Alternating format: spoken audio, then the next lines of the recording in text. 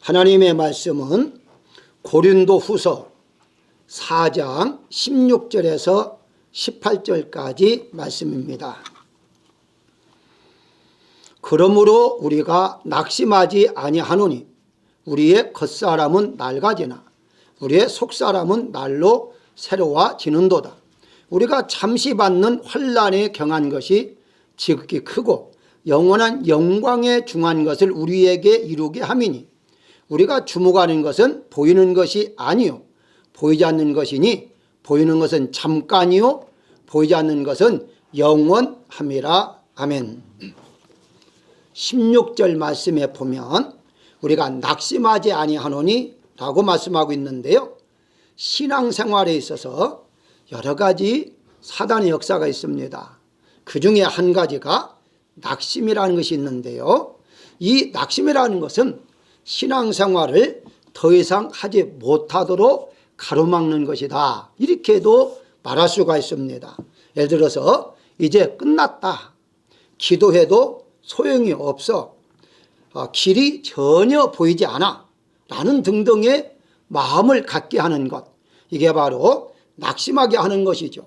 물론 하나님을 잘 믿는 사람들도 때로는 낙심할 수가 있기 때문에 그 낙심하게 하는 원인을 우리가 아는 것이 중요합니다. 병든 사람이 치료받기 위해서는 가장 먼저 하는 것이 진찰이죠. 어떤 병인가 그걸 정확하게 알아야만이 정확하게 약을 사용해서 치료가 가능하기 때문입니다. 아프다고 무조건 치료할 수가 없죠. 왜냐하면 어디가 아픈지를 모르는데 어떤 약을 사용하겠습니까? 마찬가지로 우리가 낙심이라는 것이 무엇인가를 정확하게 알아야만이 우리는 낙심의 반대, 소망을 가지고 우리가 살아갈 수가 있다, 이렇게 볼 수가 있는 것입니다. 이사야서 40장 31절에 보게 되면 이런 말씀이 있어요. 오직 여호와를 앙망하는 자는 새 힘을 얻으리니 독수리가 날개치며 올라감 같을 것이요 다른 박질하여도 곤비하지 아니하고 걸어가도 피곤하지 않는다란 말입니다. 이걸 한마디로 함축하면 낙심 없다, 소망만 넘친다, 이 말이거든요. 우리가 어떤 일이 잘 안 될 때에 마음이 실망하고 낙심하게 되면 바로 힘이 떨어지죠. 어떤 일을 하려고 하는 용기도 없어집니다. 일반적인 사람들을 보게 되면 우울증까지 걸릴 수도 있죠. 안타까운 것은 오늘날 기독교인들 중에서도 우울증 걸린 사람이 많다고 그래요. 왜 그럴까요? 무엇인가 지금 낙심해서 우울증이 걸린 것이거든요. 그런데 성경에서는 여호와를 앙망할 때에는 이런 일이 전혀 없이 날마다 새 힘을 받아서 어떤 일을 해도 고나지 않고 피곤하지 않고 그냥 늘 달려가는, 소망이 넘치는 그런 삶을 살 수가 있다라고 분명히 말하고 있습니다. 그렇다면 여기서 분명한 것은 바로 낙심하지 않기 위해서 어떻게 할 것인가? 오직이라는 단어입니다. 오직. 다시 말씀드리면 여호와를 앙망할 때에 오직 여호와를 앙망하는 자, 그러니까 하나님만 바라보고 믿는 자가 낙심하지 않고 소망 가운데 속에 살아갈 수가 있다, 이렇게 성경은 말하고 있습니다. 따라서 우리가 세상을 바라보게 되면요, 실망할 게 참 많아요. 낙심될 게 많아요. 절망할 게 많습니다. 근데 우리는 세상만 바라보는 사람 아니잖아요. 오직 하나님만 바라보는 사람들이기 때문에 하나님께서 우리에게 새 힘을 주시면 세상적인 면에서 우리가 조금 낙심하고 실망될 일이 있다 할지라도 하나님 바라보면 다시 힘을 얻어서 우리가 용기를 가지고 어떤 일든지 진행해 나갈 수가 있다, 이렇게 이제 볼 수가 있는 것입니다. 그래서 오늘은 이제 낙심은 없다, 이런 제목을 가지고 은혜를 나누고자 합니다. 첫 번째 우리가 생각할 것은, 그러면 어떻게 할 때에 낙심하지 않고 살아갈 수가 있느냐? 바로 본문의 16절에 나와 있는데요, 겉사람이 아닌 속사람 중심으로 살면 낙심하지 않고 살 수가 있다는 것입니다. 16절에 겉사람은 이라고 나와 있잖아요. 여기에 말하는 겉사람은 보이는 것을 의미합니다. 다시 말해서 우리가 육신적으로 보는 몸, 육체를 겉사람이라 그렇게 성경은 표현해요. 그럼 반대로 속사람은 무엇이냐? 속사람은 보이지 않는 사람을 말하는데, 그럼 보이지 않는 사람은 어떻게 성경은 말하느냐? 영 혹은 영혼을 속사람이라 그렇게 말하고 있습니다. 그러면 겉사람이라는 것이 여기 본문에 보게 되면은 낡아진다라고 하잖아요. 개역성경에는 후패라고 되어 있는데요. 후패란 말은 낡아지고 썩어진다, 이런 말을 합쳐서 후패라고 그래요. 같은 맞는 말인데요. 낡아진다, 썩어져 가고 있다, 이게 바로 겉사람의 모양이라는 거예요. 이걸 좀 오늘날로 점잖하게 표현을 한다면 이 겉사람, 육체는 점점점 늙어간다, 이렇게 말할 수가 있는 것입니다. 어쨌든 이게 성경적인데 이 겉사람은 그럴 수밖에 없다는 거예요. 그런데 우리는 어떻습니까? 이 세상 살아가는 과정에서 이 겉사람에 맞춰서 살다 보니까 실망할 일이 많아요. 근심이 많아요. 걱정할 일이 많다는 거예요. 낙심될 일이 많다는 거예요. 왜? 아니, 저 사람은 같은 나이인데 젊게 보여, 나는 늙게 보인단 말이죠. 이것도 나에게 상당한 스트레스를 받는 거죠. 저 사람은 돈이 많은데 나는 돈이 없단 말이죠. 저 사람의 자녀는 잘 때에 나의 자녀는 안 된단 말이죠. 이런 것 저런 거 생각하면 얼마나 스트레스를 많이 받습니까? 낙심될 일이 많아요. 이게 바로 겉사람이 주는 낙심되게 하는 그런 요소들이다, 그렇게 이제 말할 수가 있는 거죠. 그럴 때 우리는 어떻게 하느냐는 거죠. 우리는 그렇게 겉사람만 중심으로 하다 보면 우리가 낙심되고 실망스러운 것들이 많은데, 다시 본문이 16절에 이렇게 말합니다. 속사람은 낡아지지 않고 새로워진다라고 말을 해요. 아주 중요합니다. 다시 말씀드립니다. 겉사람은 아무리 나이를 이렇게 먹어서 늙는 것을 누치간다 할지라도 한정이 있는데요, 속사람은요 점점점 더 젊어진다는 거예요. 이게 다른 점이에요. 이 속사람이 그대로 있는 게 아니에요. 낡아지지 않을 뿐만 아니라, 늙지 않을 뿐만 아니라 새로워진다는 거예요.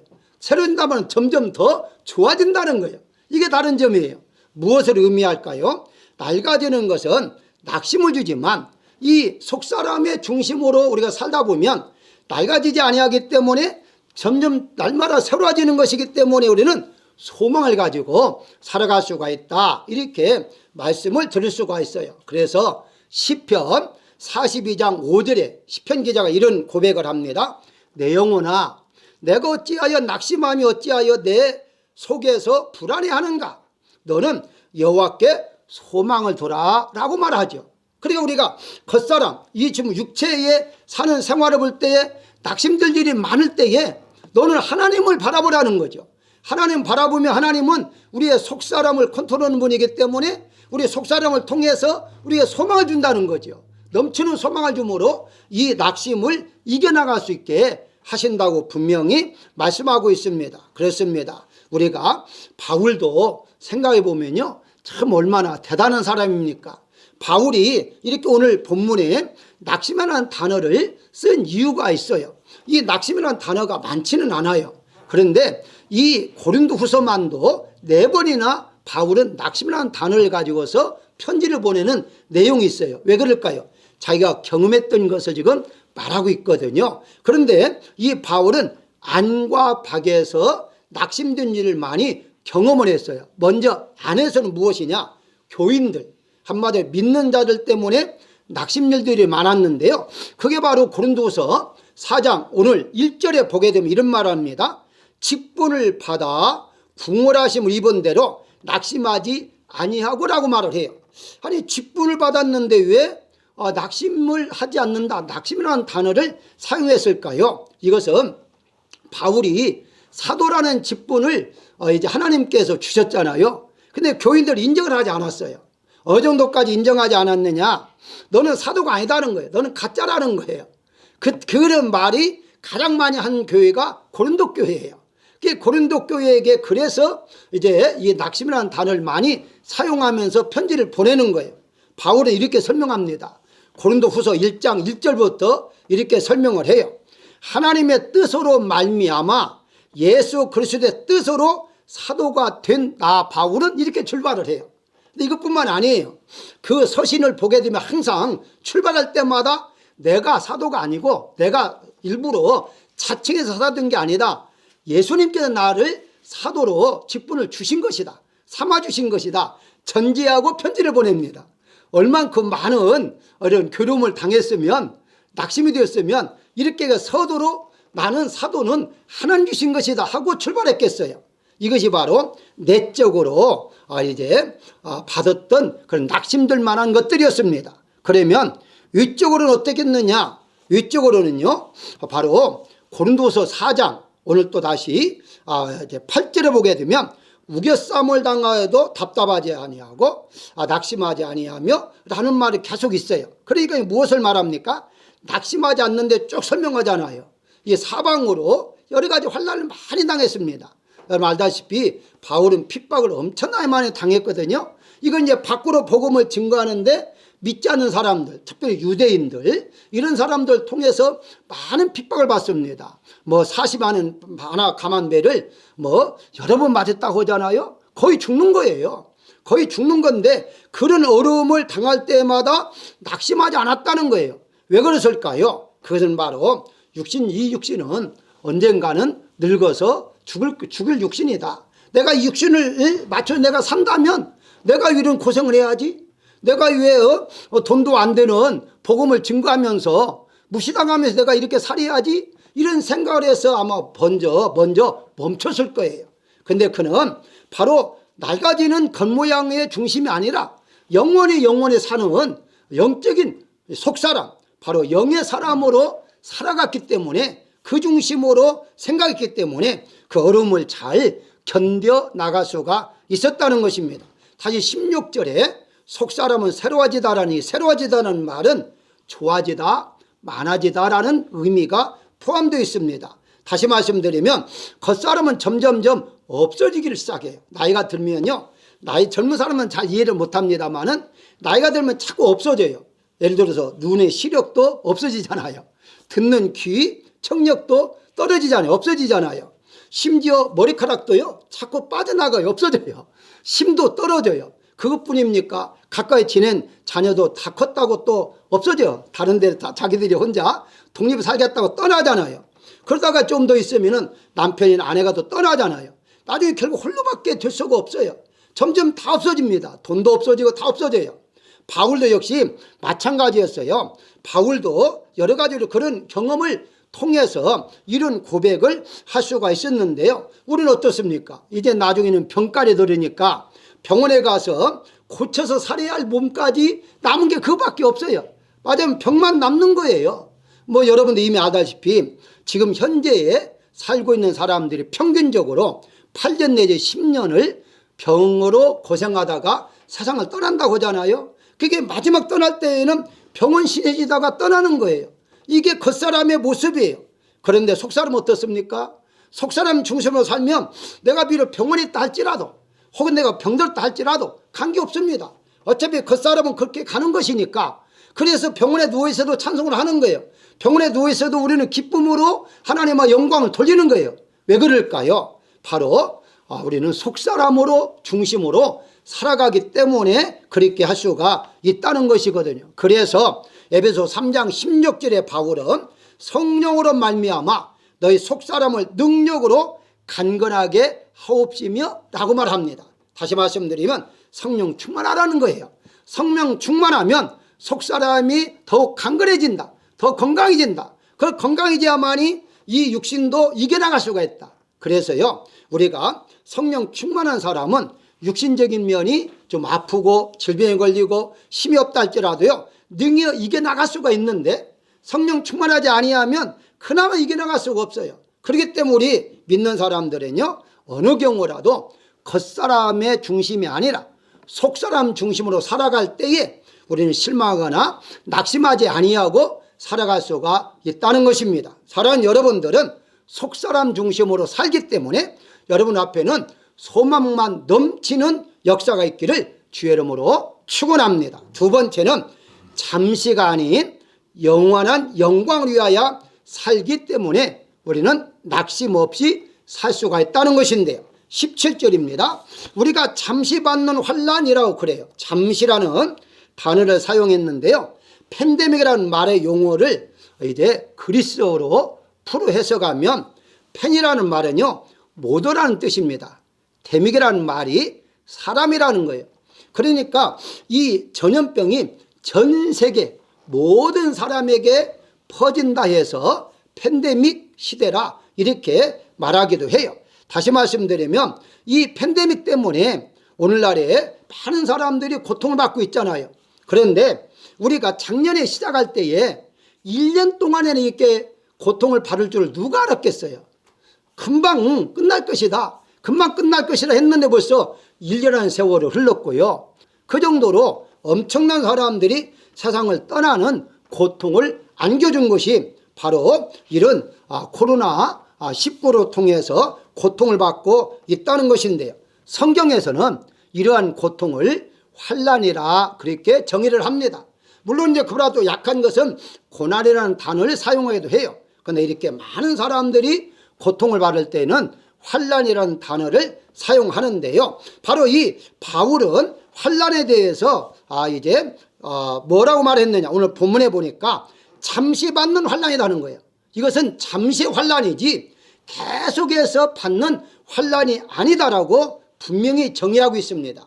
이스라엘 백성이 수천 년 동안 환난 가운데 속에 살아온 민족입니다. 그런데 이 환난에서 잘 극복해 나가는 것도 중요하지만 왜 하나님이 이스라엘 백성이 그런 많은 수천 년 동안이나 환난을 당하면서 고통 속에 살아갈 수가 있겠느냐 하는 것은 그들이 잘못해서만이 아닙니다. 사실은요. 예를 들어서 여러분들이 우리가 잘 아는 대로 이스라엘 백성이 애굽에 가서 400년 동안 살았어요. 잘못해서 애굽에 살게 했습니까? 아니잖아요. 그것은 다른 말로 말하면 잘못해서만 환난을 받게 하는 것이 아니라 그 환난을 통해서 무언가 하나님께서 깨닫게 하기 위해서 그랬다는 거죠. 그런데 이 깨닫게 하는 것이 무엇이냐? 환난을 극복하기만 하는 것이 아니라 이걸 통해서 하나님 무엇을 나에게 알려주지 하는 걸 깨달아야 한다는 거예요.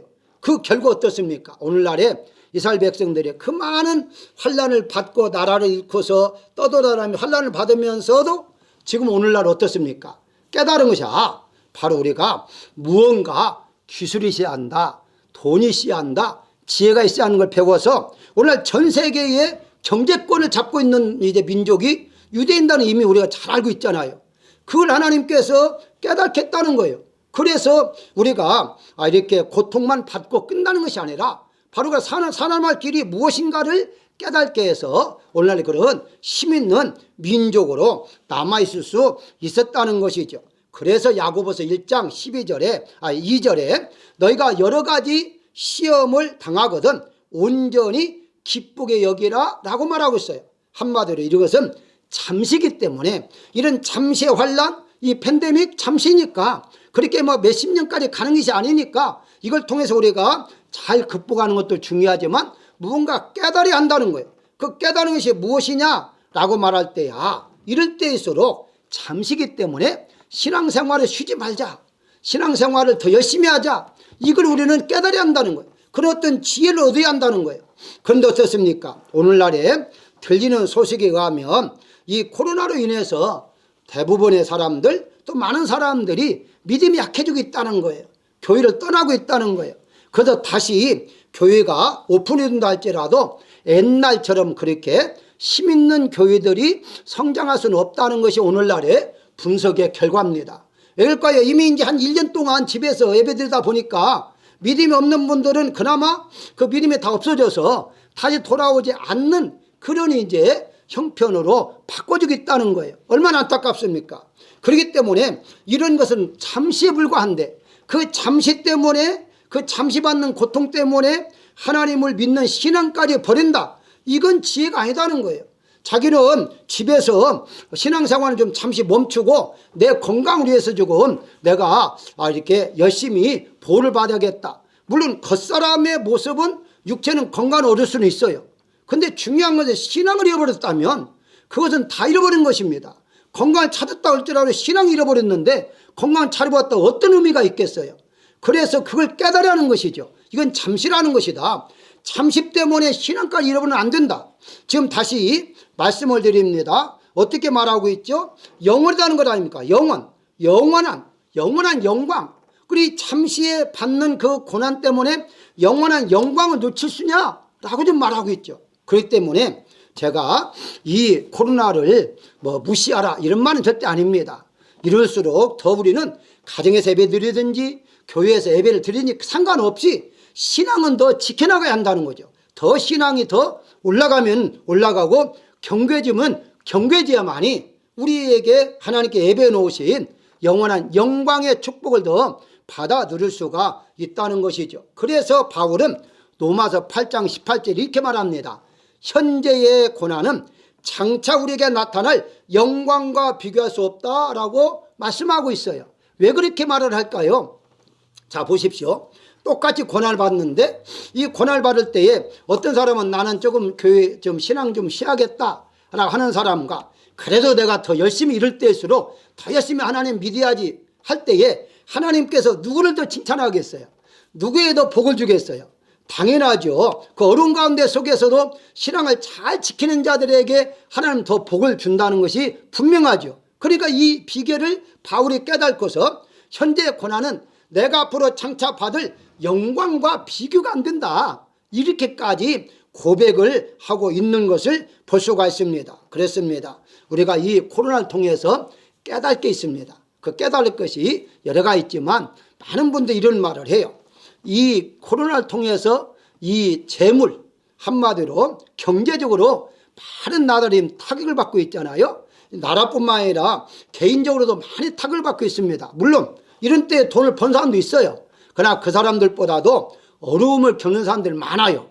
자, 이 아무것도 아닌 코로나 때문에 경제적 때문에 어려움을 고통을 당하는 사람들이 얼마나 많아요. 그렇죠? 이 경제적으로 이제 고통을 당하는데 이 신앙은 바로 우리가 고통을 주는 것이 아니잖아요. 그럼에도 불구하고 신앙까지 멀어진다면 이 경제는 바벨탑에 불과하다는 것을 깨달아야 한다는 거예요.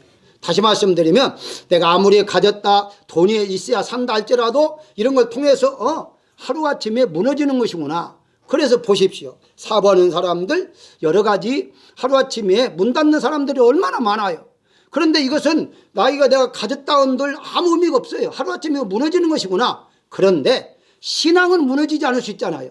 신앙은 얼마든지 내가 내 마음에 따라서 더 깊어질 수가 있잖아요.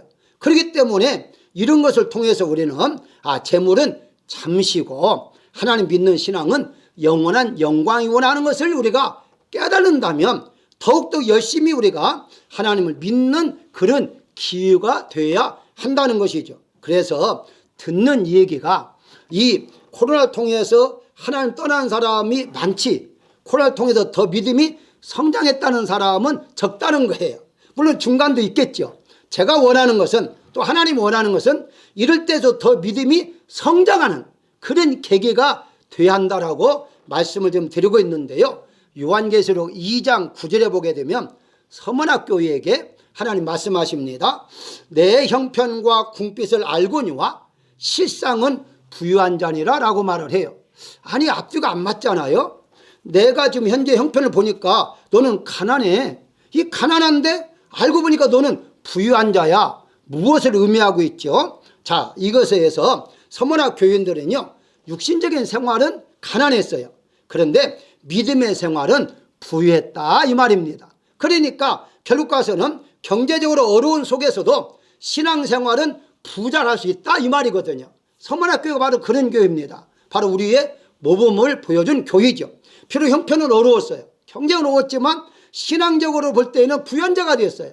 그러니까 우리가 경제적으로는 어려워도 분명히 이런 기회를 통해서 신앙적으로는 모두가 다 부자가 되자는 사실이죠. 왜냐하면 이 환난은 잠시고 이제 영광은 영원하기 때문입니다. 그래서 여러분들은 이 잠시 받는 환난을 통해서 신앙을 잘 지키심으로 신앙이 더 성장함으로 영원한 영광을 받는 여러분들이 되시기를 주의 이름으로 축원합니다. 세 번째 생각할 것은 보이는 것이 아닌 보이지 않는 것으로 살 때에 낙심하지 않을 수가 있습니다. 다시 본문에 돌아와서 18절입니다. 보이지 않는 것은 잠깐이요. 보이는 것은 잠깐이요. 보이지 않는 것은 영원함이라 라고 좀 말씀하고 있어요. 우리가 살고 있는 이 시대는요. 눈에 보이는 것을 아주 강조하는 시대에 살고 있습니다. 이것을 영상시대라고 그래요. 텔레비도 인터넷도 컴퓨터도 영화도 게임도 모두가 다 눈으로 보는 거예요. 그러니까 이 눈을 통해서 바로 시간을 뺏어간다. 시간을 뺏어간다. 이렇게까지 표현을 할 수가 있는데요. 이게 바로 말세가 가까웠던 징조다라고 말할 수가 있다는 거예요. 왜 그럴까요? 바로 이런 것에 빼앗기게 되면요, 하나님과 동행하는 시간을 빼앗기는 것과 같거든요. 예를 든다면은 옛날에 이런 것이 없을 때 한번 상상해 보십시다. 뭐 죄송합니다만은 얼마 전에도 어떤 분을 그러더라고요. 요즘 뭐합니까 그랬더니요, 할 게 없으니 기도합니다 그러더라고요. 아니 그 참 정답이에요. 할 것 없으니까 기도한다는 말이 진짜 정답이거든요. 그냥 할 것 없어도 기도 않는 사람이 많잖아요. 옛날에는 놀이기구가 없고 많이 없을 때는요, 그래도 할 것이 없다면 기도나 찬송할 수가 있잖아요. 그런데 요즘엔요, 엄청나게 이 우리 눈을 빼앗기는 게 너무 많아요. 그러다 보니까 바로 빼앗긴다라는 표현을 할 수가 있는데요. 자, 왜 말세다고 할 수 있느냐 하는 거예요. 우리가 다시 창세기로 돌아가십시다. 사탄이 하와를 미혹할 때 한번 상상을 해보세요. 창세기 3장 8절에 보기엔 이런 말 합니다. 여자가 나무를 본즉 그래요. 여자가 나무를 본즉. 그래서 나무를 쳐다봤어요. 사탄이 그거 먹어도 괜찮다 그런 말을 하니까 쳐다봤어요.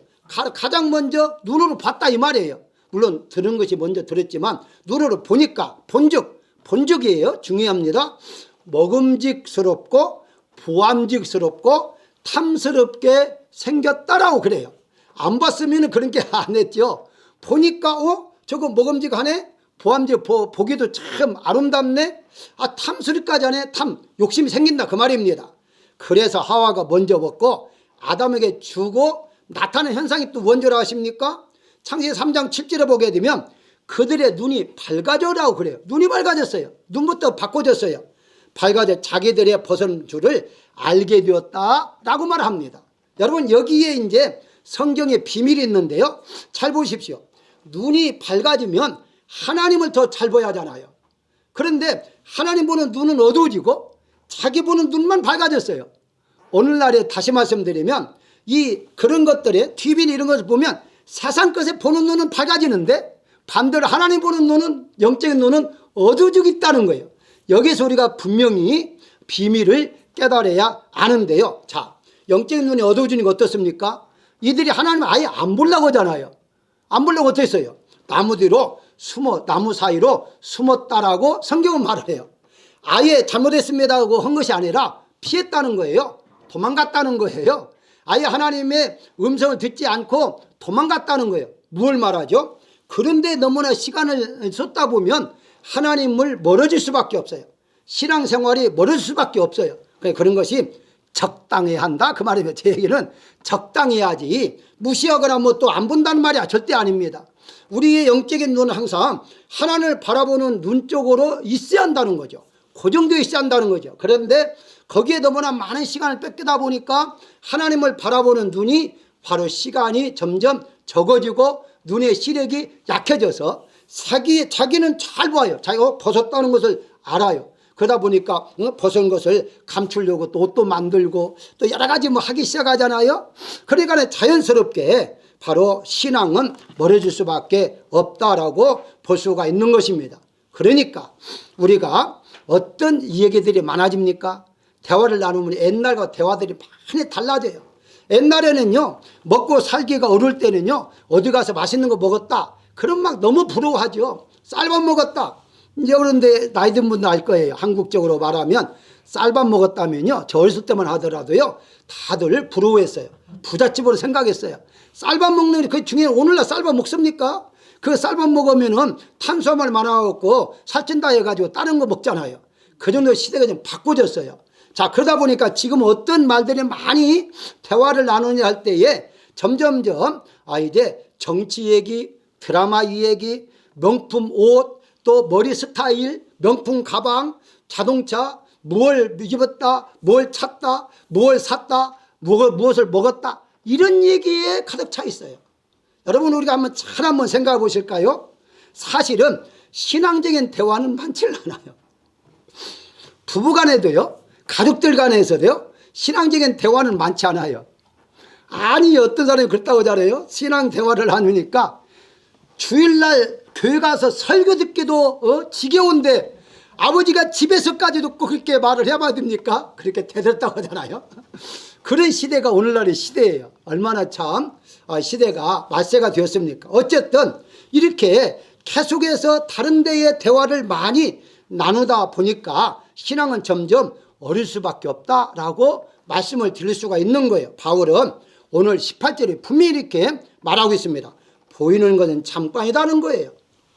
보이는 잠깐, 이런 것들은 잠깐에 불과하는데 이런 것 때문에 시간을 너무 뺏기지 말라는 거예요. 그러니까 아무리 말을 해봤자 의미가 없는 거예요. 그래서 18절 다시 한번 봅시다. 우리가 주목이라고 하잖아요. 주목할 것은 개역성에 보게 되면 돌아보는 것은 이라고 되어 있어요. 돌아보니라는 것보다도 주목이라는 단어가 조금 더 원문에 가깝습니다. 우리가 주목이라는 말은 표대, 바라볼 것은 이라는 말이거든요. 우리가 생각해봐라. 표대. 우리가 표대를 가지고 이제 향해서 달려가는 것을 말하고 있는데, 즉 소망하는 것은 보이는 것이 아니라 보이지 않는 것이라 라고 직역을 하면 그렇게 말할 수 있습니다. 즉 우리의 진정한 소망은 보이는 것이 아니다, 보이지 않는 거다 라고 지금 바울은 말하고 있습니다. 다시 말씀드리면 보이는 것은 모두 잠깐 있다가 사라지는 허무한 것들 뿐이지만 바로 우리가 보이지 않는 건 영원한 것이다. 자, 여기에서 꼭 오해 없기를 바랍니다. 그렇다고 해서 보이는 것을 다 무시하는 게 아니에요. 소유하지 할 필요가 없다고 말하는 게 아니에요.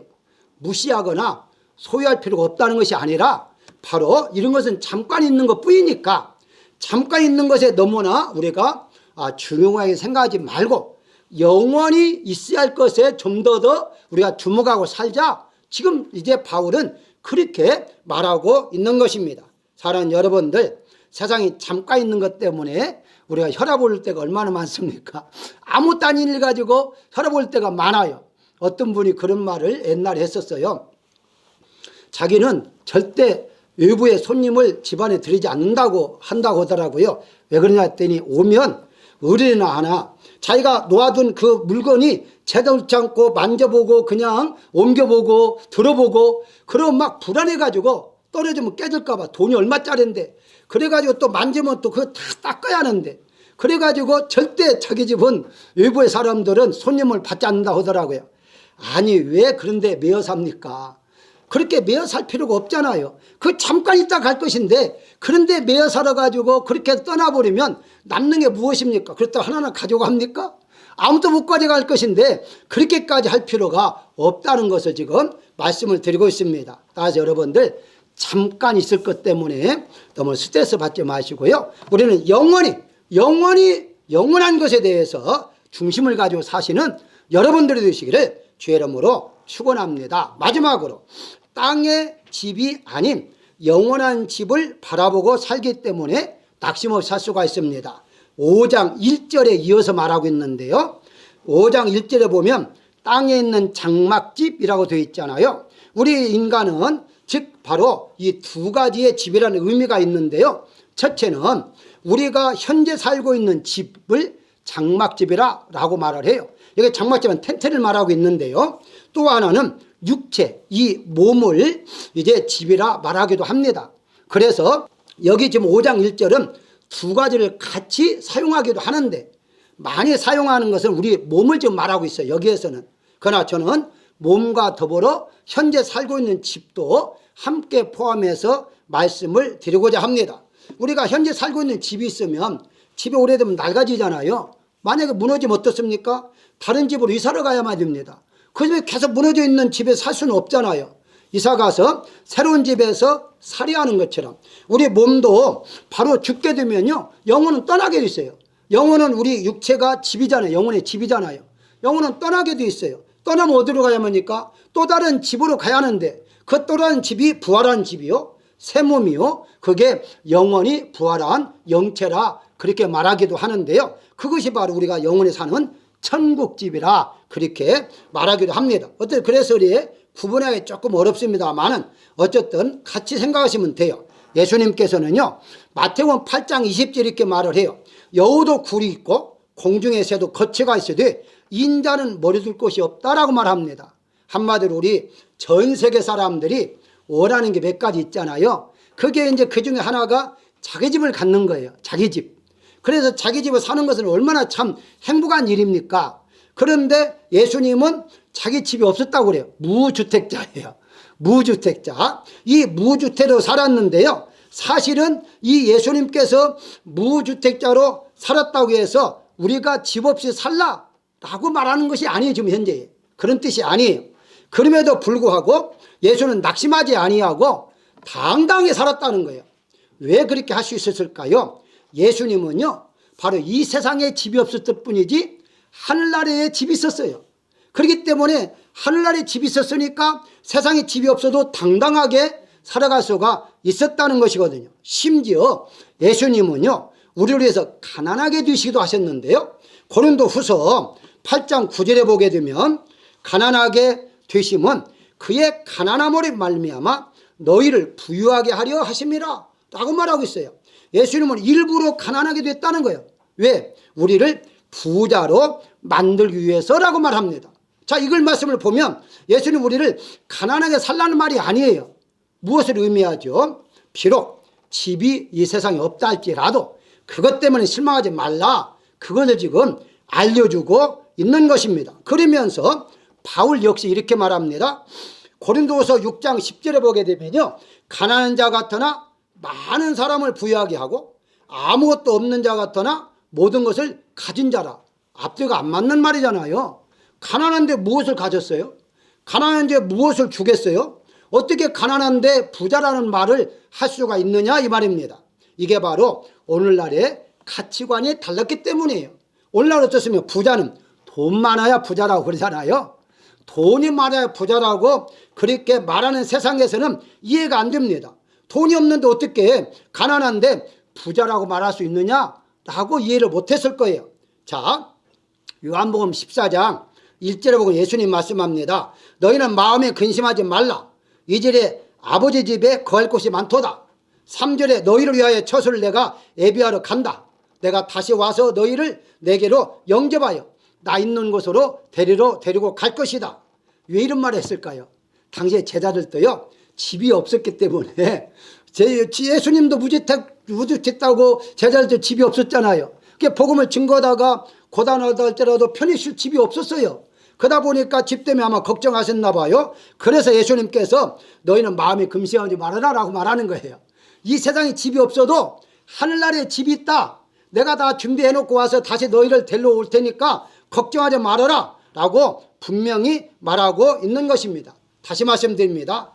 그렇다고 해서 집 없이 살라는 말이 아니라 세상에 집이 없다 할지라도 낙심하지 말라는 거예요. 왜? 우리는 영원한 집이 있기 때문에 영원한 집을 바라보고 살아라 라고 지금 말하고 있는 것입니다. 그런데도요 이렇게까지 말했는데도 이해를 못하는 제자가 있었어요.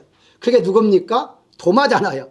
도마가 요한복음 14장 4절에 이렇게 말합니다. 예수님께서 제자들에게 내가 어디로 가는지 너희는 아느니라 안다라고 말을 해요.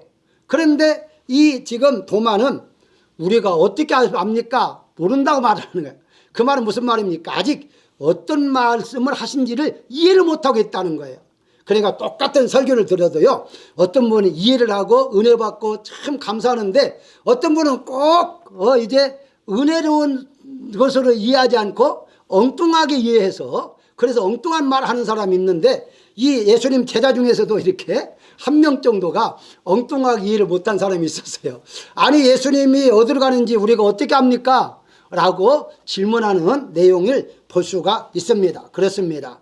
사랑하는 여러분, 우리가 집을 위해 사는 건 아니잖아요. 나를 위해서 집이 필요한 것이지 집을 위해 사는 것이 아니기 때문에 혹시 이 세상에 우리가 가난해 살고 집이 없다 할지라도 우리는 그것 때문에 실망한 낙심할 필요가 없다라고 예수님이 분명히 말씀하고 있는 것입니다. 결론적으로 말씀을 드리면 인간에게 가장 크게 낙심을 주는 것이 소유의 상실이라 라고 심리학에서는 말합니다. 소유의 상실은 무엇인가? 무엇인가 가지고 있는 것이 없어지는 것을 상실, 소유, 내 거가 없어지는 것을 소유의 상실이라 그래요. 예를 든다면 사랑하는 사람을 잃을 때 가장 크게 상실감을 갖는다고 그래요. 내가 인기를 가지고 있다가 인기가 없어질 때, 그래서 유명한 사람들의 자살률이 일반 사람 많은 이유가 인기가 없어지니까 그걸 못 견디는 거예요. 재물에 많은 것이 없어질 때, 친구가 떠날 때에, 건강을 잃을 때에, 이런 걸 다 상실로 보거든요. 이렇게 할 때에 바로 소유의 상실로 인하여 낙심을 한다라고 성경은 말을 하고 있어요. 바로 바울도요, 이렇게 아무것도 없었습니다. 바울도 나이가 들 때에요, 감옥에 갇혀 있었어요. 그리고 친구 이제 제자를 또 떠나고 재산도 없었어요. 바울은 자식도 없었어요. 건강도 떨어졌어요. 아무것도 없었어요. 그런데도 이런 말을 할 수 있었던 것이 어디에서 이런 소망이 있었느냐 하는 것은 바로 하나님의 나라, 오늘 본문에 제가 4가지를 설명해 드린 것들, 이런 것들 중심으로 살았기 때문에 바울은 낙심 없이 소망 가운데 속에 살 수가 있었던 것입니다. 한 말씀만 더 한다면요, 우리 한국적으로 말합니다. 물론 미국은 저는 잘 모르겠습니다만은 사람이 죽으면 장례식을 치를 때에 수의를 입힙니다. 수의를 입힐 때에 수의에는 반드시 없는 게 있어요. 그게 주머니답니다. 호주머니가 없어요. 그 수의는 호주머니 없이 만들어요. 왜 그럴까요? 그 호주머니는 뭔가 쓸모 있을 것을 넣으려고 하는데 죽은 사람이 쓸 게 뭐 있겠어요. 그래서 호주머니가 없다는 거예요. 그 말은 다른 말 말하면 죽으면 가져갈 것이 없다는 거예요. 그렇기 때문에 우리가 이 세상에서 잠시 겉모양, 그 다음에 이런 것들을 맞춰 산다면 가장 불쌍한 사람인데, 우리는 하나님을 믿고 영원한 것을 사모하면서 영원한 집을 바라보면서 살기 때문에 우리는 소망 가운데 속에 살아갈 수가 있다. 혹시라도 우리가 이 세상 것 때문에 낙심이 된다 할지라도 여호와를 바라보십시오. 그러면 하나님을 바라봄으로 그 어려운 낙심을 이겨나가고 낙심이 변하여 소망으로 바꿔져서 우리는 얼마든지 승리하며 살아갈 수가 있을 것입니다. 이번 한 주간 동안도 예수님 안에서 승리하는 여러분 되시기를 주의 이름으로 축원합니다.